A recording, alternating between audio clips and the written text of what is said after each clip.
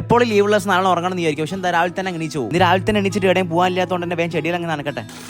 അല്ലെങ്കിൽ ലീവുള്ള ദിവസം 10-12 വരെ ഉറങ്ങുന്നതിനെ കണ്ട അല്ലെങ്കിൽ ഇങ്ങനത്തെ എല്ലാം ചെയ്യല. എനിക്കാണെങ്കിൽ ആഴ്ചക്ക് ഒരു സേവ് ചെയ്തില്ലേ മേത്ത് ഇങ്ങനെ പുടച്ച പിടിക്കും. അങ്ങനെ വേഗം കുളിച്ചുമാരി വേഗം പോകാൻ നോക്കട്ടെ. ഇന്നത്തെ ദിവസത്തിന് ഒരു പ്രത്യേകത ഉണ്ട്. ഇന്നലെ ഓഗസ്റ്റ് 15 നമുക്ക് സ്വാതന്ത്ര്യം കിട്ടിയ ദിവസം. അതുകൊണ്ട് തന്നെ പെങ്ങളെ കുട്ടിനെ പിടിച്ച സാർമാരും ടീച്ചർമാരും കൂടി ഗാന്ധിജി ആക്കി അത് കാണാൻ വേണ്ടി പോകുന്ന